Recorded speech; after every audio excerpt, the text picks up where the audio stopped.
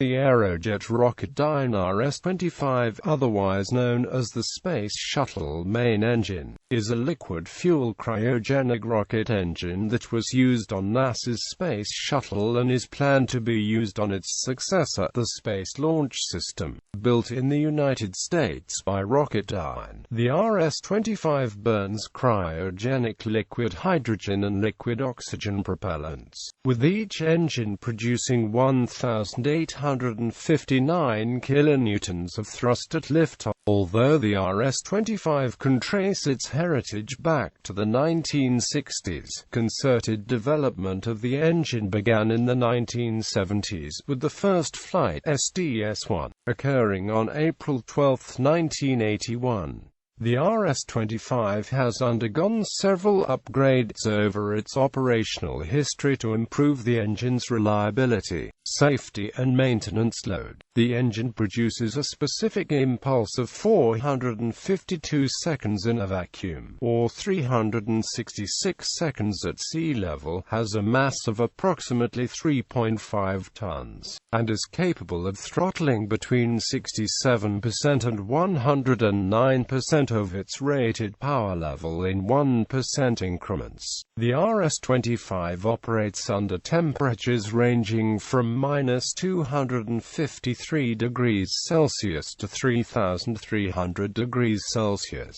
On the Space Shuttle, the RS-25 was used in clusters of 3 engines mounted in the aft structure of the orbiter, with fuel being drawn from the external tank. The engines were used for propulsion during the entirety of the spacecraft's ascent, with additional thrust being provided by 2 solid rocket boosters and the orbiter's 2 AJ-10-190 orbital maneuvering system engines. Following each flight, the engines were removed from the orbiter, inspected and refurbished before being reused on another mission. Components. The RS-25 engine consists of various pumps, valves and other components which work in concert to produce thrust. Fuel and oxidizer from the Space Shuttle external tank entered the orbiter at the umbilical disconnect valves, and from the flowed through the orbiter's main propulsion system feed lines, whereas in the Space Launch System, fuel and oxidizer from the rocket's core stage will flow directly into the MPS lines. Once in the MPS lines, the fuel and oxidizer each branch out into separate paths to each engine. In each branch, valves then allow the propellants to enter the engine. Once in the engine, the propellants flow through low-pressure fuel and oxidizer turbopumps, and from there into high-pressure turbopumps. For these HPTPs, the propellants take different routes through the engine.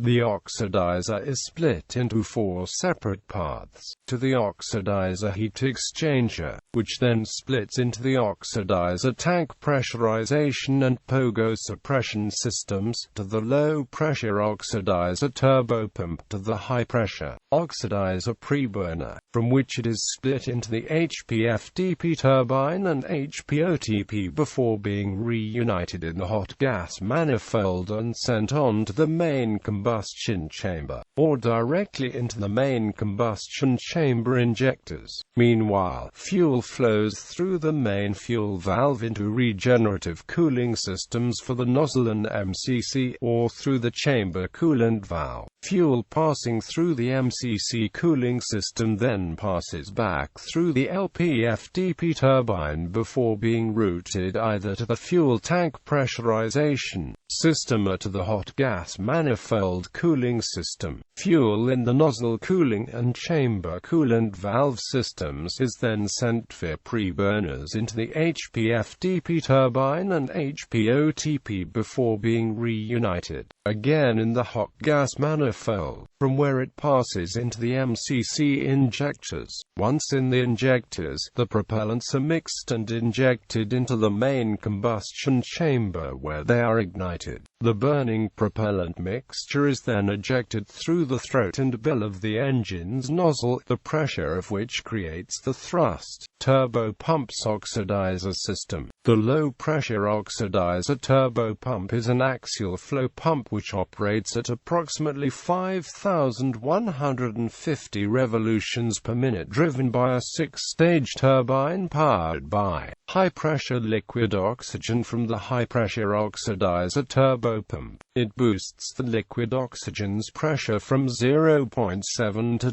2.9 megapascals, with the flow from the LPOTP then being supplied to the HPOTP. During engine operation, the pressure boost permits the high-pressure oxidizer turbine to operate at high speeds without cavitating. The LPOTP, which measures approximately 450 by 450 millimeters, is connected to the vehicle propellant ducting and supported in a fixed position by being mounted on the launch vehicle structure. The HPOTP consists of two single-stage centrifugal pumps mounted on a common shaft and driven by a two-stage hot gas turbine. The main pump boosts the liquid oxygen's pressure from 2.9 to 30 megapascals while operating at approximately 28,120 revolutions per minute, giving a power output of 23,260 horsepower. The HPOTP discharge flow splits into several paths, one of which drives the LPOTP turbine. Another path is to and through the main oxidizer valve and enters the main combustion chamber. Another small flow path is tapped off and sent to the oxidizer heat exchanger. The liquid oxygen flows through an anti-flood valve that prevents it from entering the heat exchanger until sufficient heat is present for the heat exchanger to utilize the heat contained in the gases discharged from the HPOTP turbine, converting the liquid oxygen to gas. The gas is sent to a manifold and then routed to pressurize the liquid oxygen tank. Another path enters the HPOTP second-stage pre-burner pump to boost the liquid oxygen's pressure from 30 to 51 megapascals. It passes through the oxidizer pre-burner oxidizer valve into the oxidizer pre-burner, and through the fuel pre-burner oxidizer valve into the fuel pre-burner. The HPOTP measures approximately 600 by 900 millimeters. It is attached by flanges to the hot gas manifold. The HPOTP turbine and HPOTP pumps are mounted on a common shaft. Mixing of the fuel-rich hot gases in the turbine section and the liquid oxygen in the main pump can create a hazard, and to prevent this, the two sections are separated by a cavity that is continuously purged by the engine's helium supply during engine operation. Two seals minimize leakage into the cavity. One seal is located between the turbine section and the cavity, while the other is between the pump section and cavity. Loss of helium pressure in this cavity results in automatic engine shutdown. Fuel system. The low-pressure fuel turbopump is an axial flow pump driven by a two-stage turbine powered by gaseous hydrogen. It boosts the pressure of the liquid hydrogen from 30 to 276 psi and supplies it to the high-pressure fuel turbopump. During engine operation, the pressure boost provided by the LPFDP permits the HPFDP to operate at high speeds without cavitating. The LPFDP operates at around 16,185 revolutions per minute, and is approximately 450 by 600 millimeters in size. It is connected to the vehicle propellant ducting and is supported in a fixed position by being mounted to the launch vehicle structure. The HPFDP is a three-stage centrifugal pump driven by a two-stage hot gas turbine. It boosts the pressure of the liquid hydrogen from 1.9 to 45 megapascals, and operates at approximately 35,360 revolutions per minute with a power of 71,140 horsepower. The discharge flow from the turbo pump is routed to and through the main valve and is then split into 3 flow paths. One path is through the jacket of the main combustion chamber, where the hydrogen is used to cool the chamber walls.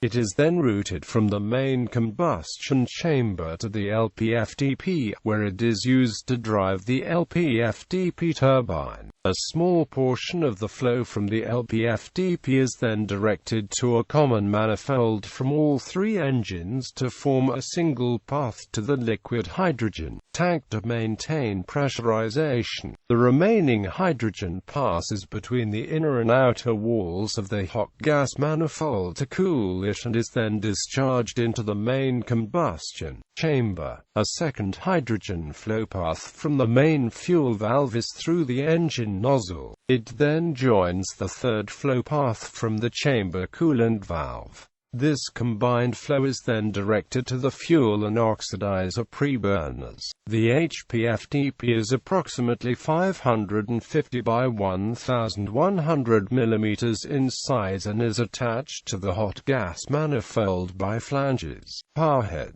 preburners. The oxidizer and fuel preburners are welded to the hot gas manifold. The fuel and oxidizer enter the preburners and are mixed so that efficient combustion can occur. The augmented spark igniter is a small combination chamber located in the center of the injector of each preburner. The 2 dual redundant spark igniters, which are activated by the engine controller, are used during the engine start sequence to initiate combustion in each preburner. They are turned off after approximately 3 seconds because the combustion process is then self-sustaining. The preburners produce the fuel-rich hot gases that pass through the turbines to generate the power needed to operate the high-pressure turbopumps. The oxidizer preburner's outflow drives a turbine that is connected to the HPOTP and to the oxidizer preburner pump. The fuel preburner's outflow drives a turbine that is connected to the HPFDP. The speed of the HPOTP and HPFDP turbines depends on the position of the corresponding oxidizer and fuel preburner oxidizer valves. These valves are positioned by the engine controller, which uses them to throttle the flow of liquid oxygen to the preburners and, thus, control engine thrust. The oxidizer and fuel preburner oxidizer valves increase or decrease the liquid oxygen flow, thus increasing or decreasing preburner chamber pressure, HPOTP and HPFDP turbine speed, and liquid oxygen and gaseous hydrogen flow into the main combustion chamber, which increases or decreases engine thrust. The oxidizer and fuel preburner valves operate together to throttle the engine and maintain a constant 6.031 propellant mixture ratio. The main oxidizer and main fuel valves control the flow of liquid oxygen and liquid hydrogen into the engine and are controlled by each engine controller. When an engine is operating, the main valves are fully open. Main combustion chamber. Each engine main combustion chamber receives fuel-rich hot gas from a hot gas manifold cooling circuit. The gaseous hydrogen and liquid oxygen enter the chamber at the injector, which mixes the propellants. A small augmented spark igniter chamber is located in the center of the injector, and this dual redundant igniter is used during the engine start sequence to initiate combustion. The igniters are turned off after approximately 3 seconds because the combustion process is self-sustaining. The main injector and dome assembly is welded to the hot gas manifold, and the MCC is also bolted to the hot gas manifold. The MCC comprises a structural shell made of Inconel 718 which is lined with a copper-silver zirconium alloy called Alloy Z, developed specifically for the RS-25 in the 1970s. Around 390 channels are machined into the liner wall to carry liquid hydrogen through the liner to provide MCC cooling. As the temperature in the combustion chamber reaches 3,300 degrees Celsius during flight, higher than the boiling point of iron nozzle, the engine's nozzle is 121 in long with a diameter of 10.3 in at its throat and 90.7 in at its exit. The nozzle is a bell-shaped extension bolted to the main combustion chamber, referred to as a de Laval nozzle. The RS-25 nozzle has an unusually large expansion ratio for the chamber pressure. At sea level, a nozzle of this ratio would normally undergo flow separation of the jet from the nozzle, which would cause control difficulties and could even mechanically damage the vehicle. However, to aid the engine's operation, Rocketdyne engineers varied the angle of the nozzle walls, reducing it near the exit. This raises the pressure just around the rim to an absolute pressure between 4.6 and 5.7 psi, and prevents flow separation. The inner part of the flow is at much lower pressure, around 2 psi less. The inner surface of each nozzle is cooled by liquid hydrogen flowing through brazed stainless steel tube wall coolant passages. On the Space Shuttle, air support ring welded to the forward end of the nozzle is the engine attach point to the orbiter-supplied heat shield. Thermal protection is necessary because of the exposure portions of the nozzles experienced during the launch, ascent, on-orbit and entry phases of a mission. The insulation consists of 4 layers of metallic batting covered with a metallic foil and screening. Controller: each engine is equipped with a main engine controller, an integrated computer which controls all of the engine's functions and monitors its performance. Built by Honeywell Aerospace, each MEC originally comprised 2 redundant Honeywell HDC 601 computers, later upgraded to a system composed of 2 doubly redundant Motorola 68000 processors. Having the controller installed on the engine itself greatly simplifies the wiring between the engine and the launch vehicle, because all the sensors and actuators are connected directly to only the controller, each MEC then being connected to the orbiter's general-purpose computers of the SLS's avionics suite via its own engine interface unit. Using a dedicated system also simplifies the software and thus improves its reliability.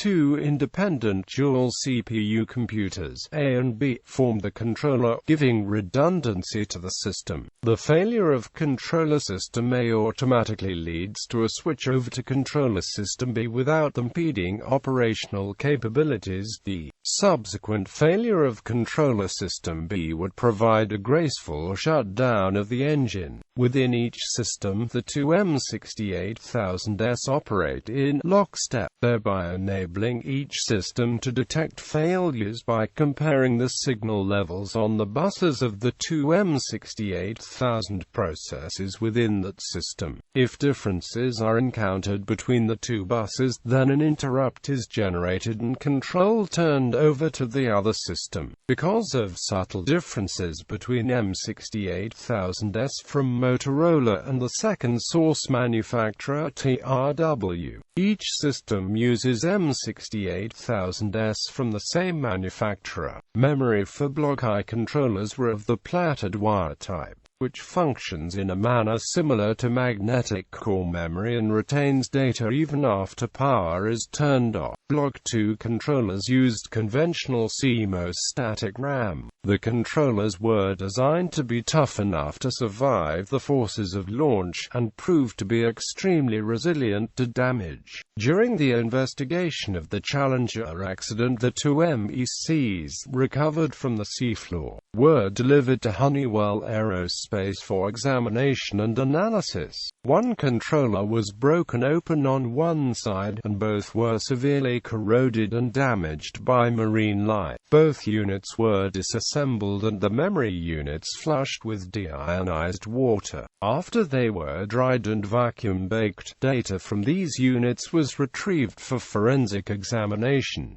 Main valves. To control the engine's output, the MEC operates 5 hydraulically actuated propellant valves on each engine: the Oxidizer, Preburner Oxidizer, Fuel Preburner Oxidizer, Main Oxidizer, Main Fuel, and Chamber Coolant valves. In an emergency, the valves can be fully closed by using the engine's helium supply system as a backup actuation system. In the Space Shuttle, the main oxidizer and fuel bleed valves were used after shutdown to dump any residual propellant, with residual liquid oxygen venting through the engine and residual liquid hydrogen venting through the liquid hydrogen fill and drain valves. After the dump was completed, the valves closed and remain closed for the remainder of the mission. A coolant control valve is mounted on the combustion chamber coolant bypass duct of each engine. The engine controller regulates the amount of gaseous hydrogen allowed to bypass the nozzle coolant loop, thus controlling its temperature. The chamber coolant valve is 100% open before engine start. During engine operation, it is 100% open for throttle settings of 100 to 109% for maximum cooling. For throttle settings between 65 and 100%, its position ranged from 66.4 to 100% open for reduced cooling. Gimbal. Each engine is installed with a gimbal bearing, a universal ball and socket joint which is bolted to the launch vehicle by its upper flange and to the engine by its lower flange. It represents the thrust interface between the engine and the launch vehicle, supporting 7,480 pounds of engine weight and withstanding over 500,000 pounds of thrust, as well as providing a means to attach the engine to the launch vehicle. The gimbal bearing allows the engine to be pivoted around 2 axes of freedom with a range of plus or minus 10.5 degrees. This motion allows the engine's thrust vector to be altered, thus steering the vehicle into the correct orientation. The bearing assembly is approximately 290 by 360 mm, has a massive 105 pounds, and is made of titanium alloy. The low-pressure oxygen and low-pressure fuel turbo pumps were mounted 180 degrees apart on the orbiter's aft fuselage thrust structure. The lines from the low-pressure turbo pumps to the high-pressure turbo pumps contained flexible bellows that enabled the low-pressure turbo pumps to remain stationary while the rest of the engine is gimbaled for thrust vector control, and also to prevent damage to the pumps when loads were applied to them. The liquid hydrogen line from the LPFDP to the HPFDP is insulated to prevent the formation of liquid air.